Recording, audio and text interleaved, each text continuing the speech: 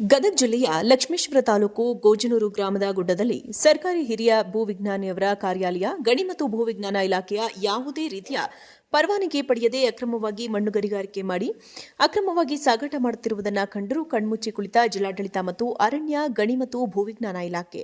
ಈ ಗುಡ್ಡದ ಪ್ರದೇಶದಲ್ಲಿ ಹಲವಾರು ವರ್ಷಗಳಿಂದ ಅಕ್ರಮವಾಗಿ ಸುತ್ತ ಬರುವಂತಹ ಗ್ರಾಮಗಳು ಮಾಗಡಿ, ಎಳವತ್ತಿ, ಎತ್ತಿನಹಳ್ಳಿ, ಮಾಡಳಿ ಗ್ರಾಮಗಳಿಗೆ ಮಣ್ಣು ಸಾಗಿಸುತ್ತಾರೆ.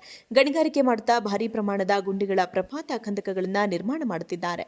ಮಣ್ಣು ಅಕ್ರಮವಾಗಿ ಮಾರಾಟ ಮಾಡುತ್ತಿದ್ದು ಯಾವುದೇ ಸಂಬಂಧಪಟ್ಟ ಇಲಾಖೆಗಳಿಂದ ಪೂರ್ವಾನುಮತಿ ಪಡೆಯದೇ ಇರುವುದು ಕಂಡುಬಂದಿರುತ್ತದೆ. ಸತತವಾಗಿ ಟ್ರ್ಯಾಕ್ಟರ್ ಓಡಾಟ ವಾಹನ ಸವಾರರು ಮತ್ತು ಇದರಿಂದ ರೈತರು ಆತಂಕಕ್ಕೆ ಒಳಗಾಗಿದ್ದಾರೆ. ಈ ಕುರಿತು ಕಂದಾಯ ಇಲಾಖೆ ಮತ್ತು ಗಣಿ ಮತ್ತು ಭೂವಿಜ್ಞಾನ ಇಲಾಖೆಯವರು ಈ ಬಗ್ಗೆ ಕ್ರಮ ವಹಿಸದಿದ್ದರೆ ರಸ್ತೆಗಳಲ್ಲಿ ಟ್ರ್ಯಾಕ್ಟರ್ ವೇಗಕ್ಕೆ ದುರಂತಗಳು ಸಂಭವಿಸುವ ಪರಿಸ್ಥಿತಿಯಲ್ಲಿದೆ ಎಂದು ವಾಹನ ಸವಾರರು ಹಾಗೂ ಸಾರ್ವಜನಿಕರು ಆಕ್ರೋಶ ವ್ಯಕ್ತಪಡಿಸಿದರು. ಕ್ಯಾಮರಾಮನ್ ರಾಜು ಸುರನಗಿ ಜೊತೆ ವೀರೇಶ್ ಕೂಗರಿ.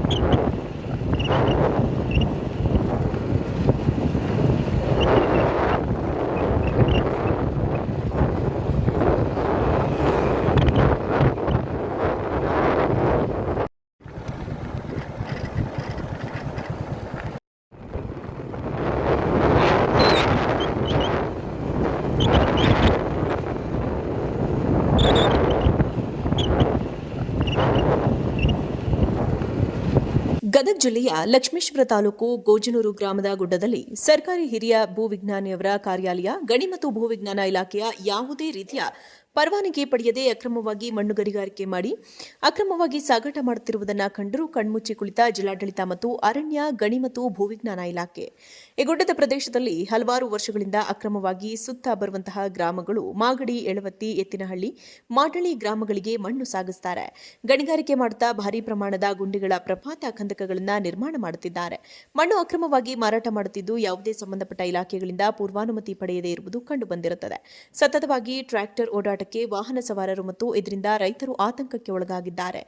ಈ ಕುರಿತು ಕಂದಾಯ ಇಲಾಖೆ ಮತ್ತು ಗಣಿ ಮತ್ತು ಭೂವಿಜ್ಞಾನ ಇಲಾಖೆಯವರು ಈ ಬಗ್ಗೆ ಕ್ರಮ ವಹಿಸದಿದ್ದರೆ ರಸ್ತೆಗಳಲ್ಲಿ ಟ್ರ್ಯಾಕ್ಟರ್ ವೇಗಕ್ಕೆ ದುರಂತಗಳು ಸಂಭವಿಸುವ ಪರಿಸ್ಥಿತಿಯಲ್ಲಿದೆ ಎಂದು ವಾಹನ ಸವಾರರು ಹಾಗೂ ಸಾರ್ವಜನಿಕರು ಆಕ್ರೋಶ ವ್ಯಕ್ತಪಡಿಸಿದರು.